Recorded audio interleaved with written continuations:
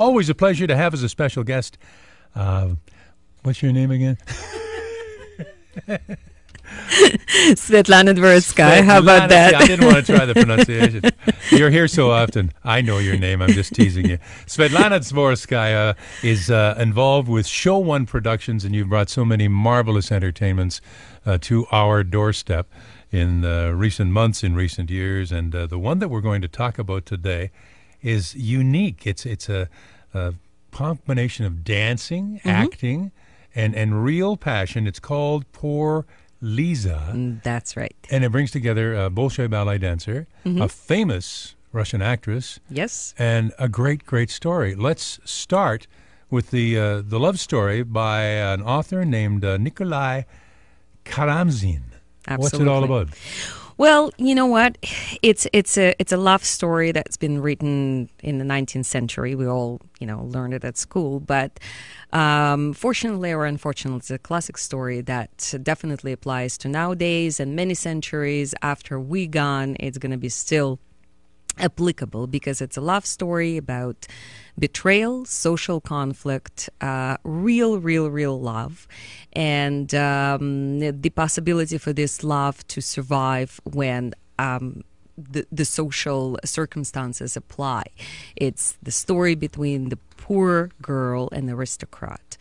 And unfortunately, despite all the passion and all the emotion and all the real meanings of the word love that was going on between them, it couldn't work out because of the social pressure. A timeless story. A timeless story. Love found, love lost. Absolutely. And it's applicable to any of us because, we probably at any point of our lives, we've experienced either part of this story or, so it's everyone can feel that. Some on more than one occasion. Absolutely. The story by Nikolai Karamzin will star an actress whose name is new to me, but apparently she is a major star Very in famous, Russia, an honored artist named Chulpan Hamatova. Tell us about her. Beautiful, yeah. Well, Chulpan Hamatova, and she's actually, since you got that release, she already became a People's Artist of Russia, which is the highest honor for the people, for the actors and musicians that you can get in Russia. And she's only stage actor or movies or both? She's both, and she's only 37, and she's one of those very multi-talented individuals because yes, she does movies, she does theater, she was trained as a figure skater and at some point as a dancer, and she also does some major work in terms of the charitable work, which I want to talk about it a little bit later. But I just wanted to say that in the history of the theater, it's been known that ballet dancers, they try themselves in the drama theater, and just recent production of Baryshnikov that's going to play in the Lincoln Center Festival, where he plays, he takes the lead role in the performance, and there's some other cases been known, but very seldom does very seldom have a spoken word role. Absolutely, but even more seldom, and I personally recall only one production with the famous French actress Juliette Binoche, who did the experiment work with the very famous choreographer Akram Khan. And that was only one production, at least that to my knowledge, that I know where the actress took the dancer role. And I know it was very, very difficult for her.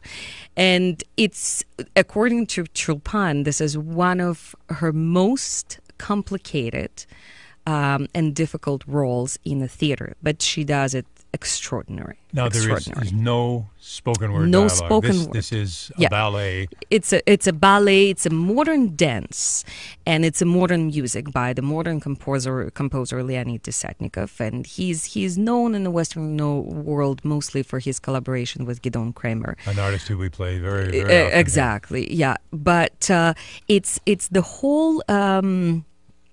It's the language of dance, it's a language of emotions, it's a language of facial expressions. And it's all also put because despite the story being written in the 19th century. It's happening in a modern world, and these two people meet in a contemporary movie theater.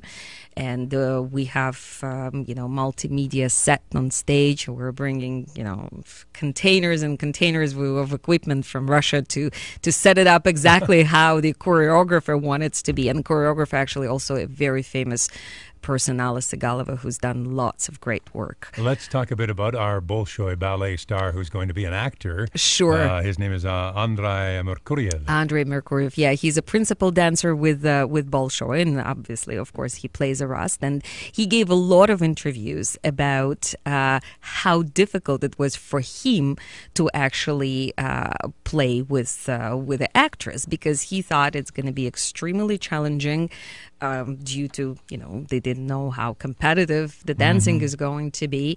And usually, just in his recent interview, he said when we work in a ballet stage, right, we train to make very accelerated, exaggerated facial expressions, right? Because we have to be seen from, it's a big stage, There's no dialogue. et cetera. There is no, and it was a huge transformation for him to actually learn how to act in a drama play, and how to be compatible with such an amazing actress as Chulpan. So it was a very, very long rehearsal period, but now it's one body, one organism.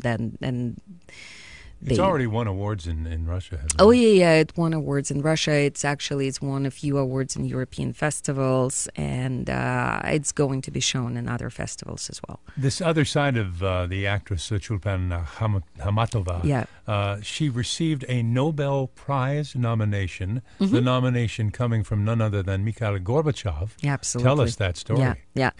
Chulpan Hamatova, she's only, she's a young person, and she was one of the very few people in Russia who actually started the charitable foundation. Her and her co-founder, also an actress, Dina Korzun, they started this charity where they help and provide medical support for sick children who can't afford that. Who can afford that, and she's been doing a wonderful, fantastic job in that. And like I said, she was one of the very few, because that part in Russia is still not quite developed. The charitable habits are not quite there. So she was one of the leaders in that aspect. And that foundation helped thousands of children. And that's why she was nominated by Michael Gorbachev, nominated to receive the Nobel Prize. We don't know if she's going to receive it, hopefully. But yes, it's quite a story. Yeah. And she will be here on Wednesday, June 13th. And it's going to be at the John Bassett Theatre in the Metro Toronto Convention Centre. That's at 255 Front Street West. Only one night, one chance. It's only one night, because then they're moving to United States. They have another 2 performances in New York and 1 in Boston. So, we have no time to keep them here, unfortunately. Get your tickets before they're gone. You can either telephone 416-737-6785. I will repeat that, 416-737-6785. Or go to show1productions.ca. Online, www.show1productions.ca. Svetlana Dvoretskaia, thank you so much for being with us. Thank you very much. Again.